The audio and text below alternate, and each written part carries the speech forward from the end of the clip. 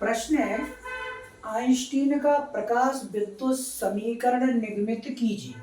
तो जो वैज्ञानिक आइंस्टीन थे, उन्होंने प्रकाश विद्युत प्रभाव की व्याख्या प्लांक के क्वांटम सिद्धांत से की थी। तो प्लांक ने क्या कहा था कि प्लांक के अनुसार प्रकाश ऊर्जा के छोटे छोटे बंडलों से मिलकर बना है। प्रत्येक बंडल को फोटोन कहते हैं। तो फोटोन की ऊर्जा यही बताई गई है कि आइंस्टीन ने प्रकाश विद्युत प्रभाव की व्याख्या प्लांक के क्वांटम सिद्धांत से की है। प्लांक के अनुसार प्रकाश ऊर्जा के छोटे छोटे बंडलों से मिलकर बना है। प्लांक ने बताया था कि प्रकाश है वो ऊर्जा के छोटे छोटे बंडलों से मिलकर बना है। प्रत्येक बंडल को फोटोन कहते हैं। तो फोटोन की ऊर्जा E बराबर एच न्यू, जहाँ एच प्लांक नेतांक है। जो ऊर्जा मिल गई, यह ऊर्जा दो रूपों में व्यय हो जाती है। नंबर एक, ऊर्जा का एक भाग धातु की सतह से इलेक्ट्रॉनों को उत्सर्जित करने में व्यय हो जाता है। ये ऊर्जा मिलती है जब धातु को, तो वो दो रूपों में व्यय हो जाती है। नंबर एक भाग धातु की सतह से इलेक्ट्रॉनों को उत्सर्जित करने में व्यय होता है। दूसरा भाग जो ऊर्जा होती है, ऊर्जा का दूसरा भाग इलेक्ट्रॉनों को अधिकतम गतिज ऊर्जा प्रदान करने में व्यय होता है। तो अधिक गतिज ऊर्जा काइनेटिक एनर्जी 1/2 mv²। हाँ, अधिकतम की बात कर ले तो मैक्सिमम लगा दें। कुछ किताबों में नहीं है तो v² से भी कम चले जाएगा, ठीक है। लेकिन ऊर्जा संरक्षण के नियम से ऊर्जा संरक्षण के नियम से टोटल ऊर्जा क्या थी? ई। दो रूपों में भी है भाई, एक काय में कार्य फलन फाई में, एक काय में गतिज ऊर्जा में, काइनेटिक एनर्जी ई के। अब देखो ई का मान क्या है?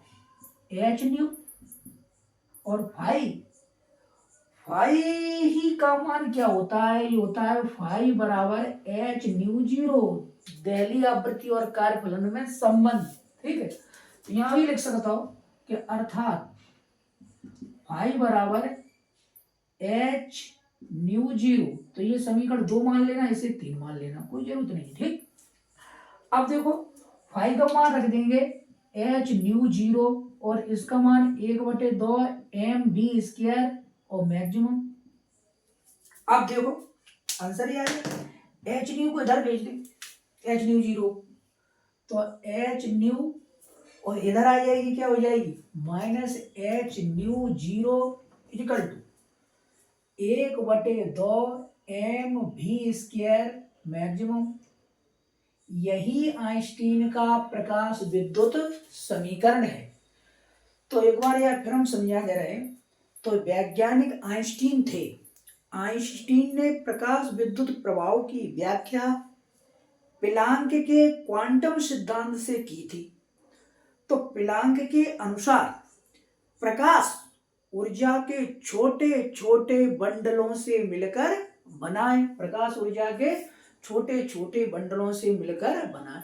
प्रत्येक बंडल को फोटोन कहते हैं। तो फोटोन की ऊर्जा E बराबर एच न्यू, जहां एच प्लांक नेतांक है। यह ऊर्जा जब धातु को मिलती है, जैसे मान लीजिए धातु है, उदाहरण के लिए धातु, यह ऊर्जा जब धातु को मिलती है तो दो रूपों में व्यय हो जाती है। नंबर एक, ऊर्जा का एक भाग धातु की सतह से इलेक्ट्रॉनों को उत्सर्जित करने में व्यय हो जाता है, या कि अंदर धातु में जो इलेक्ट्रॉन है बाहर ले आने में व्यय होता है, ठीक है। जैसे मान लो बॉडी धातु है, ये धातु। अब इसे ऊर्जा मिलेगी, कौन सी मिलेगी? ई बराबर एच न्यू। तो ऊर्जा का एक भाग इसके अंदर जो इलेक्ट्रॉन होंगे उसके सतह तक, अंदर से बाहर तक लाने में व्यय होगा। इसे क्या बोलेंगे? कार्य फलन फाई। फाई बराबर एच न्यू। ऊर्जा का दूसरा भाग इलेक्ट्रॉनों को क्या करे? वो गतिज ऊर्जा प्रदान करने में व्यय होगा। इलेक्ट्रॉन गति करने लगे तो इसे अधिकतम गतिज ऊर्जा 1/2 mv², ठीक। ऊर्जा संरक्षण नियम से कुल ऊर्जा ई थी, दो रूपों में व्यय हो गई। ई फाई बराबर फाई और ई के तो फाई का मान वो तो एच न्यू जीरो, तो एच न्यू जीरो ई को मान एच न्यू, ठीक है, और ई के मान 1/2 एम इसके, इसे इधर भेज देंगे तो माइनस के गई। ज्यादा क्या कर सकते हो, एच कॉमन ले सकते हो और कुछ नहीं, ठीक है, ले तो कोई जरूरत नहीं है, ठीक है। यही आइंस्टीन का प्रकाश विद्युत समीकरण है। थैंक यू, धन्यवाद।